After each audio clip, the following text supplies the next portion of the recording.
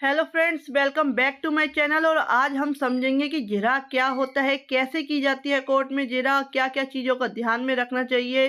तो सारा कुछ वन बाय वन समझेंगे तो डिटेल में। साथ में आपको बताऊंगी कि जिरह का इजी भाषा में कि कैसे आपको समझ में आए कि जिरह क्या होता है। तो जिरह को आमतौर पे क्या कहा जाता है, क्रॉस एग्जामिनेशन जो होती है उसको भी जिरह ही कहा जाता है। हिंदी में जिरह कहते हैं और इंग्लिश में क्रॉस एग्जामिनेशन कहते हैं।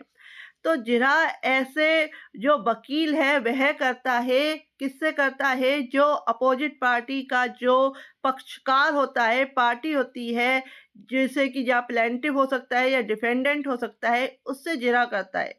जिरह क्यों की जाती है? जिरह इसलिए की जाती है कि जब एक जो पक्षकार है जिसने केस दाखिल किया है, या जो डिफेंडेंट है जो उस केस को अपोजिट साइड से लड़ रहा है, उनकी सच्चाई को उगलवाने के लिए कि वह जो बोल रहे हैं वो सच है कि नहीं, इसलिए जिरह की जाती है। अपोजिट का वकील जो है, जिसका पक्षकार है, जिसका क्लाइंट है, उसका नहीं, जो अपोजिट का वकील है वो जिरह करता है।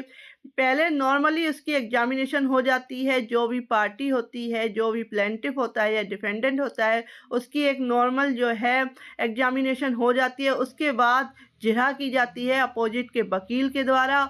जैसे कि आप फोटो में देख रहे हैं, इसमें वह जिरह कर रहा है, कुछ प्रश्न पूछ रहा है उस गवाह से, उस विटनेस से, कि आपने जो कहा है कोर्ट में वह क्या सही है। ऐसे तरीके से वो कई तरह के सवाल पूछता है, उस केस से रिलेटेड या उसके अदर भी पूछता है, अगर कोर्ट उसकी परमिशन देती है तो इस तरीके से जिरह में उस व्यक्ति के जिसने उसने पहले जो बात कही है वह दोबारा उसी बात पे टिका रहता है।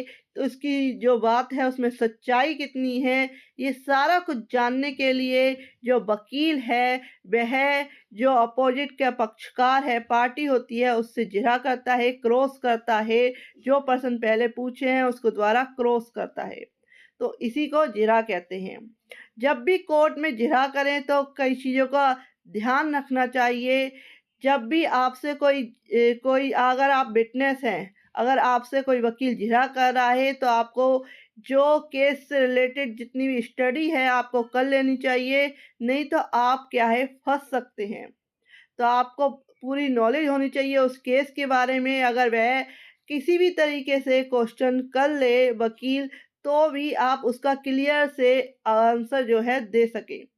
तो इस तरीके से जिरह कोर्ट में उस पक्षकार से सच्चाई को उगलवाने के लिए की जाती है। इसके बाद क्या करता है, जो कोर्ट के सामने पूछा जाता है दूसरे वकील के द्वारा, जो दूसरे पक्षकार, जो दूसरी डिफेंडेंट है, उससे जो प्लेंटिफ का वकील है वह क्वेश्चंस करता है, और उसकी सच्चाई को उगलवाने के लिए वह क्या करता है, दोबारा जो है जिरह करता है, जो डिफेंडेंट है उसके क्लाइंट से पता करने के लिए कि सच्चाई क्या है। तो इस तरीके से बहुत सारे सवाल कोर्ट में किए जाते हैं। अगर वह सवालों का सही उत्तर दे देता है, जो पक्षकार है वो सही पार्टी जो है सही उत्तर दे देती है, तो उस केस में कोर्ट को पता चल जाता है कि जो प्रश्न पहले किए गए थे और दोबारा जब उसकी क्रॉस की गई, दोबारा उससे जिरह की गई, तो उस केस में दोनों का क्या है, सेम आंसर रहा है। तो इस तरीके से अगर होता है तो उस केस में जिस तरीके से जो वकील है सच्चाई को उगलवाने के लिए और उस पक्षकार को उलझाने के लिए जिरह करता है। पहले नॉर्मल परीक्षा होती है, उसके बाद क्रॉस होती है, यानी कि जिरह होती है कोर्ट में। तो फ्रेंड, अगर आपको वीडियो पसंद आई हो, कोई और अगर आपकी क्वेरी है तो आप क्या है मेरे कमेंट बॉक्स में लिख सकते हैं, मैं आपको उसके बारे में भी क्लियर करूँगी। Thank you for watching this video.